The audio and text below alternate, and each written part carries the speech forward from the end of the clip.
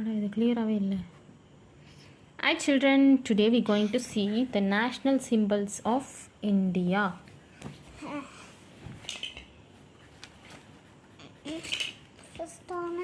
First one, a national animal. What is our national animal? Tiger. Tiger, correct. National emblem. Wait. Emblem means that chakra. நீ பார்த்தல with four lions, with four lion heads. It's Ashoka chakra. சொல்லு.